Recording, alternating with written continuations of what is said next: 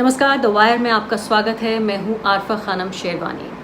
भारत में corona virus के 33,000 से ज़्यादा संक्रमण के मामले आ चुके हैं। 1,000 से ज़्यादा लोगों की मौत हो चुकी है, लेकिन अच्छी खबर यह है कि 8,000 से ज़्यादा लोग रिकवर भी हो चुके हैं, ठीक हो चुके हैं। लेकिन अभी जैसे जैसे 3 मई की तारीख नज़दीक आ रही है और इस बात को लेकर एक तरह की राहत भी है कि लॉकडाउन हो सकता है, घोषणा हो कि लॉकडाउन खुल जाए, लेकिन उसके साथ चिंता भी है कि 3 मई के बाद अगर लॉकडाउन खुल जाएगा तो फिर क्या संक्रमण बढ़ेगा। और इसको लेकर चिंता इसलिए भी ज़्यादा है क्योंकि हमारे सामने अभी कोई ऐसा रोड मैप नहीं है, कोई ऐसी योजना नहीं है कि 3 मई को अगर लॉकडाउन हम खोलते हैं तो उसके बाद हमारी क्या रणनीति होगी, हम किस तरह से आगे बढ़ेंगे। और इसीलिए दिक्कत ये पैदा हो रही है कि कोई मॉडल नहीं है। हालांकि हमने लोकल जो स्थानीय स्तर पर इस तरह के मॉडल सुने हैं, जैसे भीलवाड़ा का एक मॉडल सामने आया था जिसमें किस तरह से वहाँ जो IPS और IAS अधिकारी हैं उन्होंने उस समस्या को एक तरह से पूरी तरीके से बहुत ही एफिशिएंटली, प्रभावशाली तरीके से निपटे थे उन केसेस से। आज आपकी मुलाकात एक और इस तरह के अधिकारी से हम कराएंगे जो कि झारखंड से हैं और झारखंड से 2015 बैच के IPS ऑफिसर हैं। एहतिशाम वकारिब पेशे से डॉक्टर हैं। बहुत बहुत स्वागत है आपका एहतिशाम साहब। डॉक्टर होने के साथ साथ उन्होंने MD किया है कम्युनिटी मेडिसिन में, और कम्युनिटी मेडिसिन जो है वो डॉक्टरी का वो एक हिस्सा है, वो एक सेक्शन है जो कि इस वक्त सबसे ज़्यादा काम आने वाला है, ख़ासकर कोरोना वायरस के मद्देनज़र। इससे पहले 2009 में एक डॉक्टर के तौर पर स्वाइन फ्लू के जो इन्फेक्शंस हैं उनको डील कर चुके हैं एहतिशाम साहब, और इसीलिए उनका ये तजुर्बा फ़िलहाल काफ़ी काम आ रहा है। जिस बात पर चर्चा हो रही है आजकल वो ये है कि 60 दिन का 60 डेज़ मॉडल तैयार किया है एहतिशाम साहब ने, एहतिशाम वकारिब ने। हम ये जानने की कोशिश करेंगे कि आखिर क्या है वो 60 डेज़ का जो 60 दिनों का जो ये मॉडल है। और आपको साथ साथ ये भी हम बताना चाहते हैं कि एहतिशाम जो पहले गवर्नमेंट रेलवे पुलिस यानी जिसको GRP कहा जाता है उसमें अधिकारी थे, पुलिस अधिकारी का की भी यूनिफॉर्म पहनते हैं वो, और इसके अलावा डॉक्टर भी हैं, तो वो सफ़ेद कोट यानी खाकी और सफ़ेद दोनों कोट के बीच किस तरह से वो कितना एफिशिएंटली काम कर पा रहे हैं एक प्रशासनिक अधिकारी के तौर पर, ये जानने की कोशिश करेंगे। बहुत बहुत स्वागत है आपका एहतिशाम साहब। सबसे पहले मुझे ये बताइए कि जिस मॉडल का बार बार जिक्र हो रहा है कि 60 डेज़ मॉडल, आखिर क्या है ये आपका 60 दिन का मॉडल? ये मॉडल एक्चुअली फोरकास्टिंग करता है कि अगर केस लोड आज की तारीख में इतना है तो ये 1 मंथ के बाद क्या रहेगा और 2 मंथ्स के बाद क्या इसके हो जाएंगे। It's like epidemiology. Since I have background in MD community medicine, तो मैं इसको थोड़ा सा अंडरस्टैंडिंग है। और प्लस इसमें मैंने मैनेजमेंट के टूल्स जो XLRI के प्रोफेसर थे, 3 professor Munish Thakur, professor Alok and professor Girdhari, हम लोगों ने बैठ के उस मॉडल पे वर्क किया जो मैनेजमेंट, उसमें हमने मेडिकल वेरिएबल्स लगाए। लाइक मैनेजमेंट टूल्स में उनके मैनेजमेंट के वेरिएबल्स रहते हैं, हमने उसमें मेडिकल वेरिएबल्स लगाया। लाइक कि एक इन्फेक्शन रेट क्या होता है, R0 क्या रहता है, एंड सीजनल एम्पलीट्यूड का, सीजनल वेरिएशंस का क्या फ़र्क पड़ेगा, हॉस्पिटल बेड कैपेसिटी में वो कैसे अफेक्ट करेगा।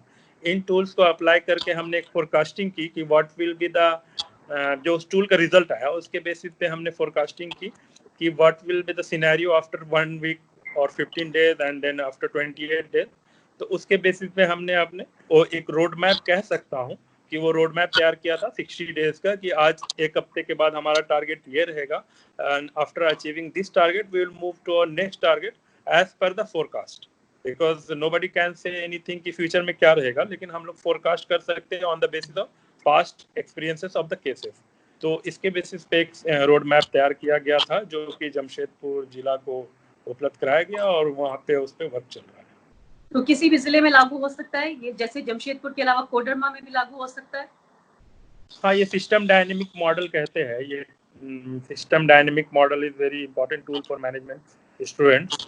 तो ये आप कहीं भी यूज़ कर सकते हैं। जो भी इनके जानकार होंगे प्रोफेसर्स और जो भी इनके जानकार होंगे वो लोग इसको मेडिकल वेरिएबल लगा के और अपने पॉपुलेशन, अपने हेल्थ कैपेसिटी को उसमें यूज़ करके, वो वेरिएबल्स को यूज़ करके अपना निकाल सकते हैं डेटा की what will be the requirement.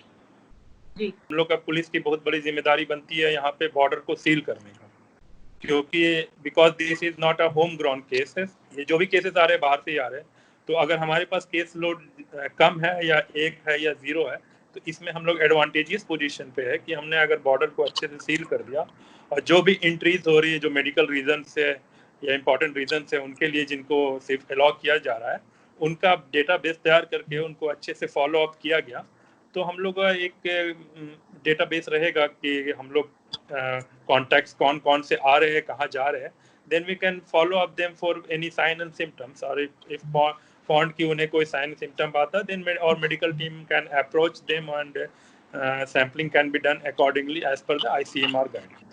जी हाँ। तो तो आप हम ये कह लोग रहे हैं कि आपके पास जी ये एडवांटेज है, एक फायदा है कि अभी मामले ज्यादा नहीं है, लेकिन मुझे जी ये भी बताइए इससे पहले कि मैं आपसे ये जानूं कि जो चुनौतियां 3 मई के बाद होंगी अगर लॉकडाउन खुलता है, तो मैं आपसे ये जानने की कोशिश करूंगी, लेकिन मुझे ये बताइए कि अभी आपने पुलिस का यूनिफॉर्म पहना हुआ है, वो कब होता है कि आप डॉक्टर के जो है कोट पहन के, कब ये कोट आप कैसे बदलते हैं, यूनिफॉर्म अपना बदल लेते हैं, कभी डॉक्टर कभी police? actually I always believe that medicine is an art. It's like art, like कोई drawing करता है, कोई skating करता है, someone do, तो इस kind of art and I have learned this art, तो it's ingrained in me है, मतलब मैं चाहूँ तो उसको as a hobby use कर सकता हूँ, as a art use कर सकता हूँ, as a social service use कर सकता हूँ, तो ये खुदा की रहमत है कि मुझे मिला है ये नेमत की, जो मुझे ये आर्ट आती है और मैं इसका टाइमली यूटिलाइजेशन करता हूँ। सिंस मैं प्रशासन में हूँ, पुलिस की तरफ से हूँ, तो यहाँ पे मैं चीज़ों को लाइक बर्ड्स आई व्यू रहता है and we can do necessary intervention जहाँ पे ज़रूरत पड़ती है, मेडिकल जो कि इम्पोर्टेंट एस्पेक्ट होता है कोई भी शहर के लिए, important crisis situation it can develop into, तो हम लोग उसको नज़र रख सकते हैं। तो ये जो मेडिसिन मुझे आती है, it's a very beautiful art and really respect it and I am doing whenever required, dawning my both my hats like doctor hat और पुलिस हैट्स। जब चाहते हैं तो अपनी टोपी उतार लेते हैं, दूसरी पहन लेते हैं, या फिर कहा जाए कि अपना कोट उतार के, ये खाकी उतार के सफेद वाला पहन लेते हैं। और हमने दुनिया में देखा है कि कई ऐसे राष्ट्रीय अध्यक्ष भी रहे हैं जिन्होंने बाकायदा, जो डॉक्टर थे और जो हेड ऑफ स्टेट भी थे, उन्होंने डॉक्टरी का कोट वापस, अपना सफेद कोट पहन लिया जब उसकी बारी आई। भारत में भी देखा कि भारत में भी एक रिप्रेजेंटेटिव थी, पब्लिक रिप्रेजेंटेटिव, जिन्होंने, जो नर्स थी, वो वापस वो नर्स के रोल में आ गई। तो हमने इस तरह के रोल देखे हैं। मुझे ये बताइए फिलहाल एहतेशाम साहब की, अब ये हम जानने की कोशिश करते हैं आपसे कि आपने 2009 में जो स्वाइन फ्लू का इन्फेक्शन था एक डॉक्टर के तौर पर, उसको भी आपने डील किया, कितना सिमिलर या कितना अलग है कोरोना वायरस स्वाइन फ्लू से, और क्या आपका वो तजुर्बा अब आपके काम आ रहा है? ये स्वाइन फ्लू का जो पैंडेमिक हुआ था 2009 में, वो भी एक पैंडेमिक सिचुएशन बना था, बट ये जो कोरोना वायरस है इनका ट्रांसमिशन रेट थोड़ा ज़्यादा है, मीन्स की कम्युनिकेबिलिटी बहुत ज़्यादा है, सार्स की उतनी ज़्यादा नहीं थी, और ये एक्चुअली बहुत ही कम समय में एक दूसरे के कांटेक्ट से बहुत दूर तक जा सकता है, और इसका अभी सिचुएशन बहुत ही ग्रेव बन गया है। H1N1 का भी था, तो हम लोग उस समय स्क्रीनिंग कर रहे थे एज पीजी स्टूडेंट्स, हम लोग को स्क्रीनिंग की जॉब अलॉट की गई थी, जो कि बहुत ही इंपॉर्टेंट है। कोई भी पैंडेमिक सिचुएशन में दो चीज़ इंपॉर्टेंट होता है, कि स्क्रीनिंग एंड दूसरा सर्विलेंस। अगर कोई स्क्रीनिंग से मिस कर गया then we can cover it in surveillance. तो हमने स्क्रीनिंग का जो वहाँ सीखा था वो बहुत काम आ रहा, और दूसरा जो पल्स पोलियो में हमने सर्विलेंस एक्टिविटी सीखी थी, डोर टू डोर जाके कैसे लोगों को मनाना है कि आप पोलियो का यूज़ कीजिए, और अवेयरनेस फैलाया था, जो कि वेस्टर्न यूपी का जो बहुत रेसिस्टेंट पॉकेट कहा जाता है, वहाँ पे इरेडिकेशन पे काम किया था हमने, हमारी मेडिकल कॉलेज की टीम ने। तो वो एक्सपीरियंस बहुत काम आ रहा है कि हमें सर्विलेंस में क्या क्या दिक्कतें आती हैं और क्या क्या उसमें परेशानियाँ आती है, हमने उसको मैं समझ सकता हूँ, और उसके अकॉर्डिंगली मैं टाइमली ब्रीफ करता हूँ अपनी कर टीम को। सकते हैं। ये बहुत अच्छी बात है कि आपका वो तजुर्बा काम आ रहा है। और चूंकि आप बात कर रहे हैं रेजिस्टेंस की, कि कितना लोगों में जिद है, हमने देखा था पोलियो को लेके भी लोगों में बहुत जिद थी, और खासकर मुस्लिम समुदाय में इस तरह का एक रेजिस्टेंस देखा जा रहा है। कई ऐसी पॉकेट्स आई यहाँ पर इंडिया में, मध्य प्रदेश में भी हमने देखा, उत्तर प्रदेश में भी देखा, जहाँ पर डॉक्टर्स पर या फिर जो हेल्थ वर्कर्स हैं जो वहाँ आंकड़े डेटा इकट्ठा करने गए थे, उनके ऊपर हमला किया गया। बहुत कुछ तो उसमें फेक न्यूज़ है, बहुत कुछ प्रोपेगेंडा है, लेकिन कुछ सही खबरें भी हैं कि ऐसा हुआ है। इत्तेफाक से आप एक डॉक्टर, एक पुलिस अधिकारी होने के अलावा मुस्लिम समुदाय से भी आते हैं। मैं ये जानना चाहती हूँ कि ये रेजिस्टेंस की वजह एक खास समुदाय है, या एक खास समुदाय की हाईलाइट की जा रही है, या वाकई ये समस्या है? नहीं, लोगों में अवेयरनेस की कमी तो है ही, और हम लोग प्रशासन की जिम्मेदारी बनती है कि अवेयरनेस से गांव-गांव, घर-घर, लोग-लोग तक पहुंचाए, और जिनमें भी अवेयरनेस की कमी रहेगी उनको हम लोग अवेयर करेंगे, उनको ज़रूरी जो सहायता है वो प्रदान करेंगे। तो एज सच किसी को वन को टारगेट नहीं कर सकते। हम लोग कहते हैं कि इन जनरल जो काइंड ऑफ स्ट्रेटिफिकेशन है उसमें हम लोग को जितना दूर जा सकते हैं, जो कहते हैं अंत्योदय, मतलब आखिरी पर्सन तक जाना है हमें और उनको अवेयर करना है, और हमारा काम है उनको मनाना। और हमारी जो, बिकॉज कोई भी प्रोग्राम के लिए public participation is the key to success, तो हम लोग उनको मनाना है और ताकि हमारा जो वतन है उसकी सुरक्षित रहे और तरक्की करे। जी हाँ, लेकिन आप खास वजह नहीं देखते हैं कि एक तरह का रेजिस्टेंस एक समुदाय में, आप ये कह रहे हैं कि कोई भी हो सकता था, ये इसमें आप एक सिंगल आउट नहीं करना चाहते हैं एक कम्युनिटी को? हाँ, ये कोई भी हो सकता है, ये जिनको भी अवेयरनेस की कमी है, इग्नोरेंस है, वो उनको प्रॉब्लम हो सकती है। लेकिन क्या ये ब्यूरोक्रेसी और आम जो पब्लिक है उसके बीच एक मिसट्रस्ट या डिस्ट्रस्ट से भी पैदा होता है?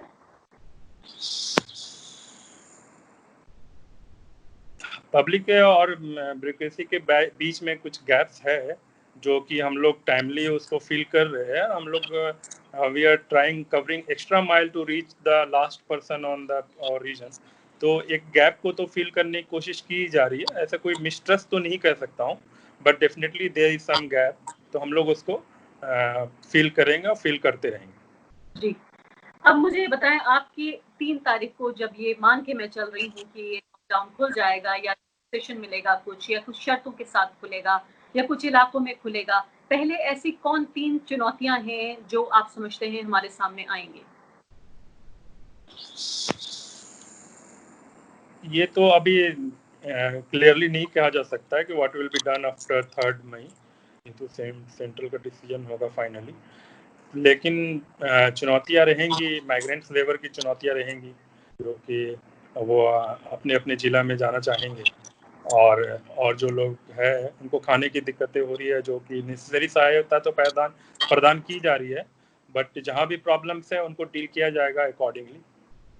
जी, लेकिन आप कोई ऐसा खाका आपने तैयार किया कि 3 मई के बाद ये इस तरह का सिनेरियो हो सकता है और उन हालात में हमें इस तरह से डील करना पड़ेगा? मुझे एक पुलिस अधिकारी के तौर पर, जो एक डॉक्टर भी है, समझता है कि अगर लोगों का पूरे तरीके से हम खोल देंगे आवाजाही तो किस तरह से असर पड़ेगा? कोई ऐसा एक रोड मैप?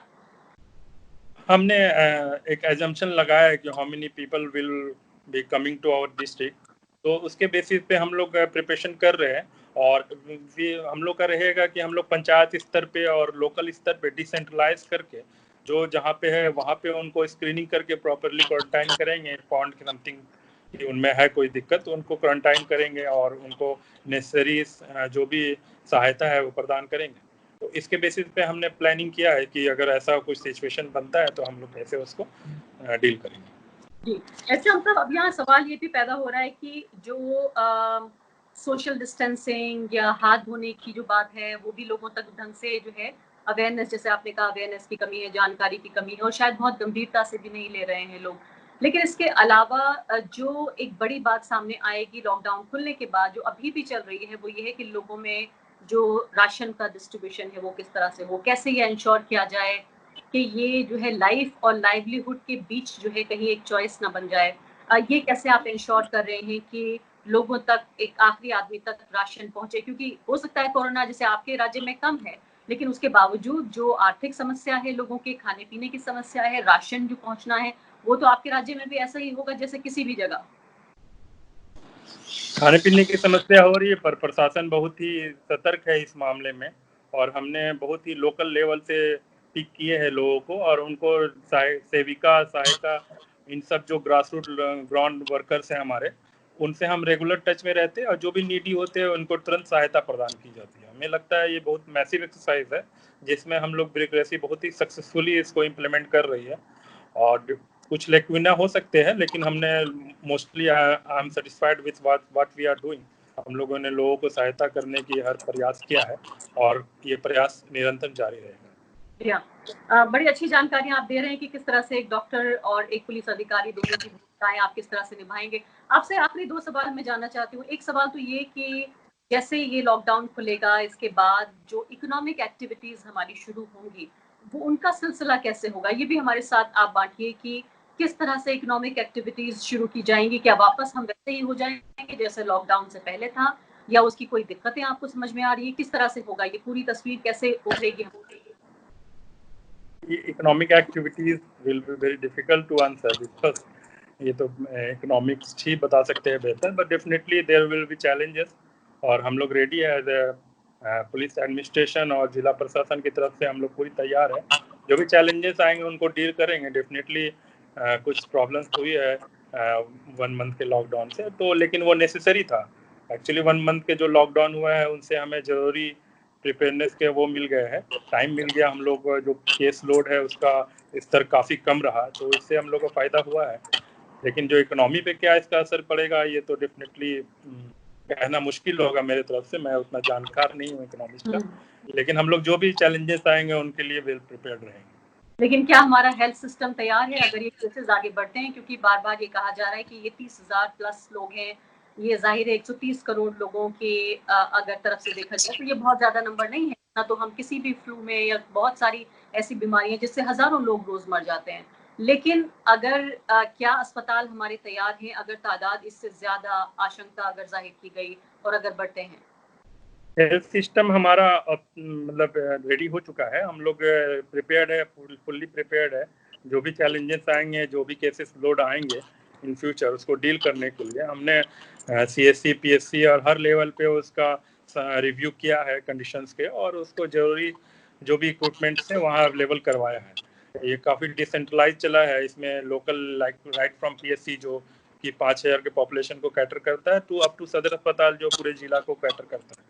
तो हर जगह जरूरी जो इक्विपमेंट्स है as per the necessity of that area हम लोगों ने प्रोवाइड कराया है। तो हम लोग जो भी अगर फ्यूचर में केस लोड बढ़ता है तो we are well prepared to deal with it. आप वेल प्रिपेयर्ड हैं, आप ये कह रहे हैं, लेकिन आप इससे खुश हैं जितनी बड़ी तादाद में आपके यहाँ टेस्टिंग हो रही है? क्या संतुष्ट हैं आप इससे? टेस्टिंग तो हमारे यहाँ जो भी हो रहा है वो ICMR के गाइडलाइन से हो रहा है, और वो ICMR के जो कंडीशंस है उसको जो फुलफिल करता है सारे के सारी टेस्टिंग तो हो रही है। जी हाँ, एहतशाम साहब बहुत बहुत शुक्रिया द वायर से बातचीत करने के लिए। आपने कहा कि एक तरह की रहमत है, कि दुआ है कि आप डॉक्टर भी हैं, पुलिस अधिकारी भी हैं, और आपने कहा एक तरह की आर्ट है जिसको कहीं भी इस्तेमाल किया जा सकता है। उम्मीद है कि आप बहुत बेहतर तरीके से इस आर्ट को, इस दुआ को आप इस्तेमाल कर रहे होंगे। बहुत बहुत शुक्रिया द वायर से बातचीत के लिए। शुक्रिया। द वायर के और वीडियोस देखने के लिए सब्सक्राइब करें और बेल आइकन पर क्लिक करें। स्वतंत्र पत्रकारिता की आर्थिक मदद करने के लिए डिस्क्रिप्शन में दिए गए लिंक पर जाएं और अपनी राशि चुनें।